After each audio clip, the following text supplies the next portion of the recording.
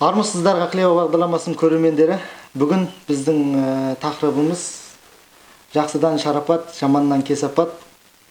Біздің бүгінгі осы тақырыпты ашатын филология ғылымдарының кандидаты, біздің Ақлева бағдарламасының тұрақты сарапшысы Омар Жәлеуұлы келіп отыр. Қош келдіңіз, аға. Қош көрдік. Аға, бірінші қоятын сұрағымыз осы жақсы мен жаманның сыр сипатын ашып берсеңіз. Жақсы деген сөз бәрі білеміз, девальвацияға ұшырап кеткен, өте күнде сын есім тұрғысында ғана қолданылатын сөз болып кетті. Осы жақсы мен жаманның сипаттап берсеңіз. Жақсы, байқайсыздар, біз осы сөз өте көп қолданамыз. Бірақ мынау қазақта бір жақсы сөз бар. Жақсы сөз. Өзіміз байқамаймыз. Сөз қадірі өз қадірің дейді.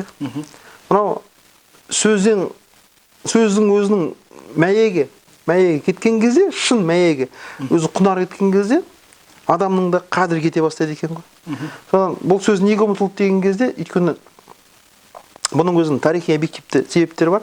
Өйткені қазақ халқы өзінің бостандығын жоғалтып, Ресей империясының боданына айналған бетте ең бірінші нысанаға ілінген жақсылар болды. Яғни элита деген сөз ғой. Элита. Сол жақсыларды құртпай, бұл елді табанға салуға болмайтын метрополия жақсы түсінді. Сөйтіп, ең бірінші жақсыларды құрта бастады ғой. Өйткені жақсы деген сөз, ол мынау халықты тұтас организм деп қарайтын болсақ, ол оның басыды. Басын шауып тастаса адамның, немесе басын мәңгүрт қып басына таз кепеш кигізіп улап тастаса, адам айтқанға көнеді. Жат десе жатасың, тұр десе тұрасың, сөз. Яғни сенің малдан айырмашылығың болмай қалады. Ал сол ұлтты организм деп алатын болсақ, сол ұлттың саулығы жақсыларға байланысты. Өйткені қазақ айтады, ақылға ерген дене азбайды дейді сөз. Басшыға ерген ел азбайды дейді. Сонда мына қазақ халқының осы ең үлкен жоғалтқан нәрсесі не десеңіздер, қазақ халқы сол өзін басқаратын, өзін жауға бермейтін жақсыларынан айырылды. Және оны бірнеше мәрте сыпырып алды метрополия. Сонда ол бұны тіпті түсінікті болу үшін, бұны образбен айтатын болсақ, образ түрде.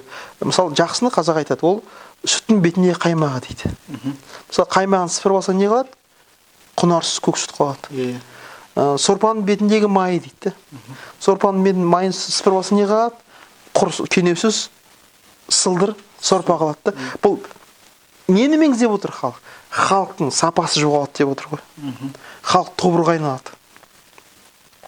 Сонда кез келген халық өзінің осы элитасын тудырып отырады екен ғой. Ұлы қиналыспен, ышқыныспен тудырып отырады екен. Неге? Өйткені жақсы тумаса, онда халықтың күні қараңда. Сонда Ақтанберді айтады ғой. Артынан жақсы шықпаса дейді, сол ауыл дейді, өртеніп кеткен жермен тең дейді. Сіз ойлаңызшы, тып-типыл өртеніп кетеді ғой. Сонда ол, ал жамандар дейді ол. Қазақ айтады жаңағыдай, алманың ағынан да көгі жақсы, жаманның барынан да жоғы жақсы дейді.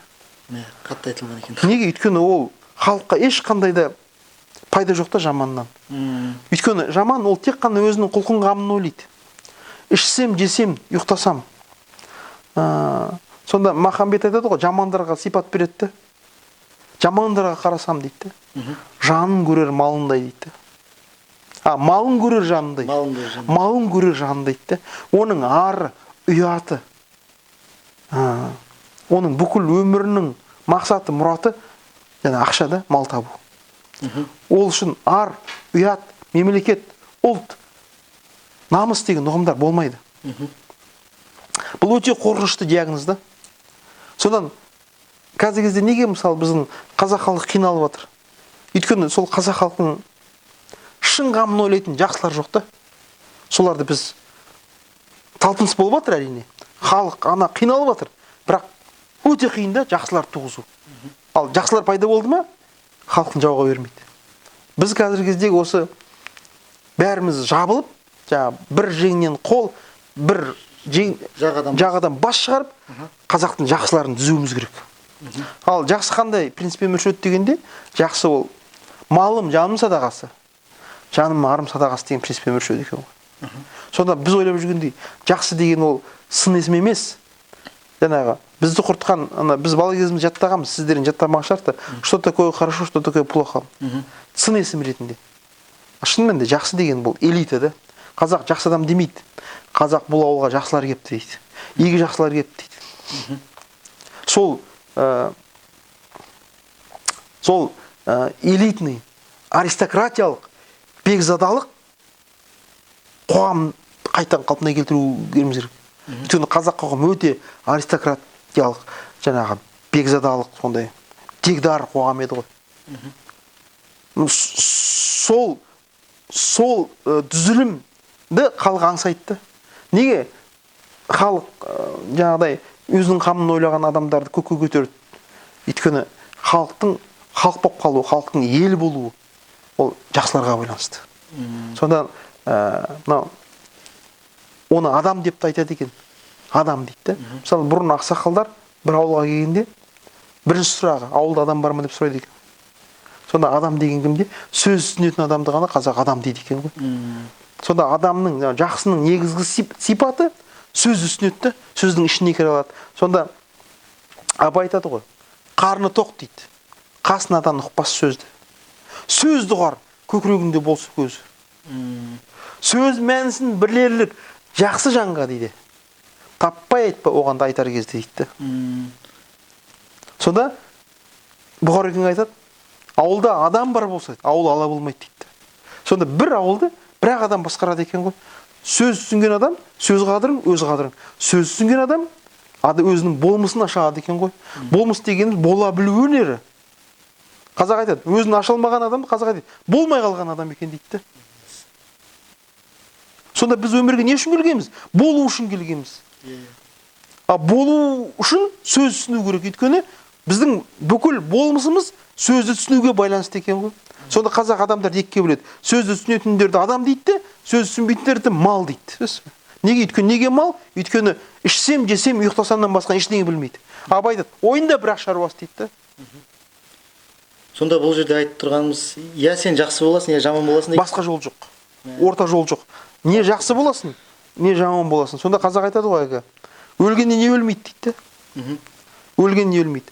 Ғалымның хаты өлмейді, жақсының аты өлмейді дейді. Бізге осы өмірге біздің келгенімізді ақтайтын екі-ақ нәрсе бар. Не ғалым болу керек. Өйткені артында хат қалды керек. Жаңағыдай нан табу үшін кітап жазбау керек. Жанының қалауымен Құдайдың салған жаңағыдай сөзін халыққа жеткізу керек. Ғалымдардың негізгі міндеті, Яссауи айтады, жалған ғалымдар дейді. Ол сөзінің сыртында ғана қалып қойып дейді. Орта жолда қалып заржылайды дейді. Нағыз ғалымдар дейді. Захирді бұзып дейді. Яғни сөздің сыртын бұзып, батин түзет дейді. Яғни ішіне кіре алады дейді. Сөздің ішіне кіріп, ғалым деген кім? Сол сөздің ішіндегі телегей теңіз мағынаны бұзып, ішіне кіріп алып шығатын, алып шығып, алтындай жарқыратып халыққа ұсына білетін, халықтың жүрегіне жеткізіп, халықтың ақылағын, халықтың мінезін түзейтін адамды қазақ ғалым дейді. Өйткені ғалым дегеніміз ол дағы белгілі бір бейтарап, дерексіз ғылыммен айналысатын адам емес. Мәшһүр ашық айтып отыр. Ғылымның бірінші пайдасы адамның мінезін түзету дейді. Егер дейді, адамның оқыған адамның ғылымы дейді, өзіне пайда келтірмесе дейді. Яғни өзінің жүрегіне сіңбесе, өзін түзей алмаса дейді. Ондай адамнан жақсылық күту дейді.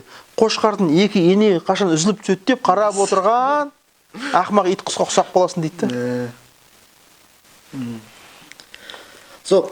Біз жақсылар мен жамандарды айыруды қашан тоқтаттық? Бұл қашан біз Ресей империясының, метрополиян Ресей империясының кірдік қой бодандығына. Сол кезде 1822 жылы атақты ереже шыққан. Сепное положение. Сонда хандық билік жойылады. Негізінен қазақты бұрын жақсылар басқарған, элита, ақсүйектер. Хандық билік жойылғаннан кейін қазақтың бұрынғы жақсыларды тудырып отырған структурасы қирайды. Кейіннен мынау Ресей империясы кейіннен өзінің жаңағыдай империялық саясатын жүзеге асыру үшін кейіннен табанда жатқан жамандарды жоғары алып шығуға мүдделі болды. Сөйтіп Бұхар айтады: ай заман, ай заман, ай. Осы процесті жан дүниесімен сезген Бұхар айтады: ай заман, ай заман, ай. Істің бәрі күмән, ай. Баспақтана жиылып құда болған заман, ай. Бейдейді. Армағын құлатып дейді. Армақ деген жақсы ғой, елиті. Армағын құлатып тай жүгірткен заман, ай дейді. Азаматын құлатып дейді. Көрдіңіз бе? Жамандар құда болған заман, жамандар фана болған заман, ай. Сонда бейдейді сонда. Армақтың жалы жоқ дейді. Яғни жақсылар жалынан айырылды дейді. Неге? Империя жалын қырқып тастады. Яғни жақсы болудың бүкіл жолдарын жауып тастады дейсіз ғой. Жауып қырқыды. Жақсыларды бет күрді. Сөйлетпей, ел қамын айтқан жақсыны сөйлетпей ұрар ұртына дейді.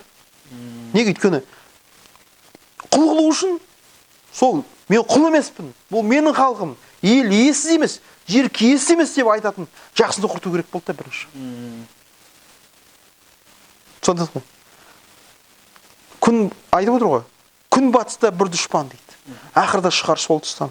Күн шығысқа қарайды, шашын алмай тарайды. Жүзі сары, көзі көк, бастығының атып боп, Құдайды білмес діні жоқ, жамандықта міні жоқ, аузы басы жүн кәпір. Құдайды білмес жүн кәпір, жаяулап келер жұртыңа. Балды май жағар ортыңа, шені шекпен кигізіп. Сөз бе? Жемқорларға жем беріп дейді, көрсіз? Коррупция қайдан басталып отыр? Жақсыларды құрту үшін жемқорлықты, яғни жамандықты өршітті дейді, сөз бе? Жемқорларға жем беріп дейді. Ел қамын айтқан жақсыны сөйлетпей ұрар ұртына. Сөйлетпей ұрар ұртына. Бауыздамай шер қаныңды, өлтірмей алар жаныңды дейді. Аз беріп, көргенсіз жерден қыз алсам дейді. Ана, мәшһүр айтады. Әкесі оның дейді, бай екен деп дейді. Тексіз жерден қыз алсам дейді. Екі адам бас қосса, сүйреңдеп сөйлер ол тумас дейді. Яғни топты бұзып, жарып жаңағы. Елдің қамын айтатын жігіт кімнен туады? Әлбетте ол текті әйелден туады. Айтады ғой. Қалың мал арзан деп, жаман қатын алмаңыз дейді. Қалың малы арзан деп, жаман қатын алсаңыз, топқа кірер ұл тумас дейді. Ал топқа кіретін кім ол? Ол жақсылы. Жаманның топта не шаруасы бар? Жаман ол малын ойлайды. Тағы мынандай сөз бар. Жақсыдан жаман туады, бір қасасы алғысы. Аяқ асты алғысы. Жаманнан жақсы туады, адам айтса нанғысыз дейді.